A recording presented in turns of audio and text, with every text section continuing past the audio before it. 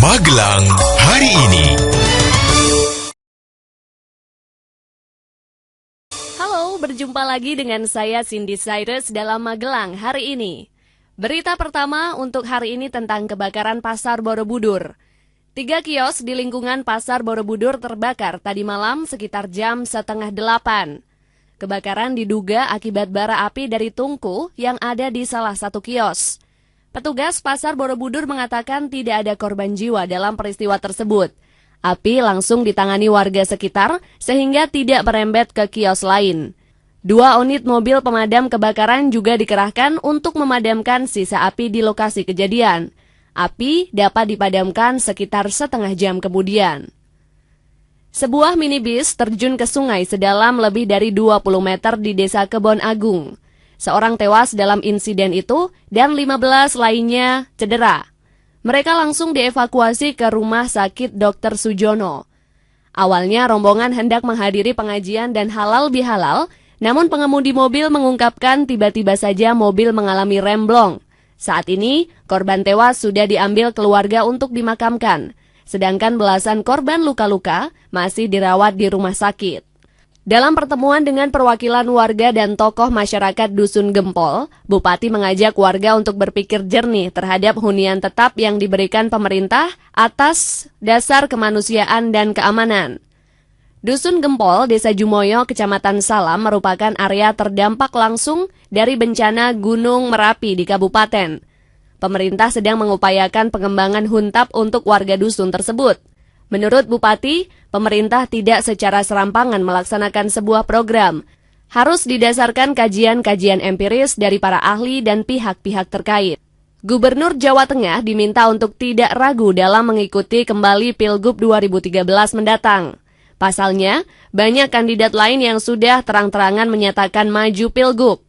Dukungan ini disampaikan para alumni prajurit Padma Kusuma Yonif 407 Angkatan 1985-1989 dalam halal bihalal di Taman Rekreasi Kiai Langgeng baru-baru ini. Acara ini dihadiri sekitar 400 alumni beserta keluarganya. Jajaran Polres Maku meningkatkan kewaspadaan dan kegiatan patroli guna meminimalisasi kemungkinan terjadi sesuatu yang tidak diinginkan. Kabag Humas Polresta mengatakan, pihaknya merasa prihatin atas peristiwa penembakan anggota polisi di Solo. Untuk itu, peningkatan kewaspadaan dan patroli harus dilakukan agar hal serupa tidak terjadi di kota ini. Pihaknya juga mengajak warga untuk bekerja sama memelihara keamanan dan ketertiban. Pasar Bandongan yang baru direncanakan untuk dibangun akan menyerap anggaran 10 miliar dari APBD 2013. Lokasinya diperkirakan di tempat lama karena dianggap telah familiar bagi pedagang dan masyarakat. Konsep pembangunan pasar tersebut sedang disusun dinas dan instansi terkait. Namun keterbatasan areal membuat dinas akan mendirikan bangunan 2 lantai. Selain itu, agar lebih rapi dan tidak mengganggu lalu lintas di sekitar pasar, nantinya area parkir akan diperluas.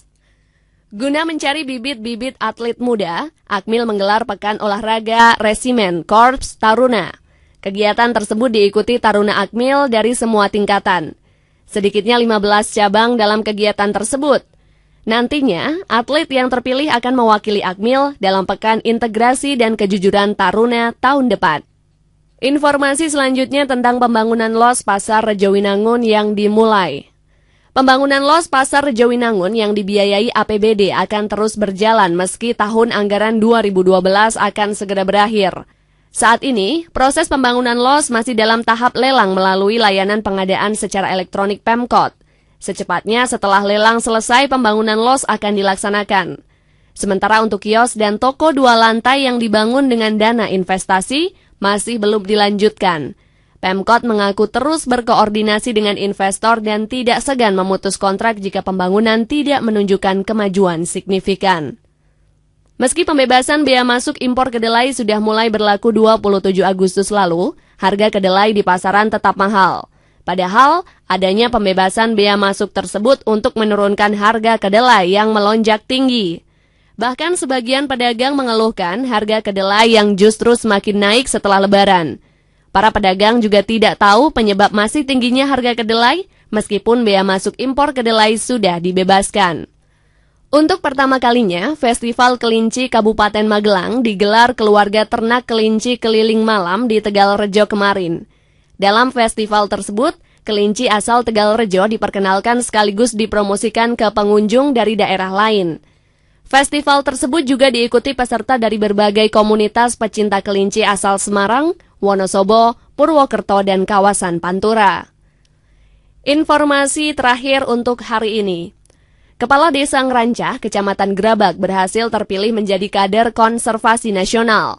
Putra Magelang ini pun mendapat anugerah Lencana Emas dan berkesempatan bersalaman dengan Presiden SBY. Selama 8 tahun terakhir, Kades tersebut dinilai berhasil menyelamatkan 115 hektar lahan kritis di kawasan hutan Ngerancah. Kerja kerasnya juga membuat sejumlah mata air yang sempat mati kembali mengalir. Demikian Magelang hari ini, saya Cindy Cyrus, sampai jumpa. Magelang hari ini.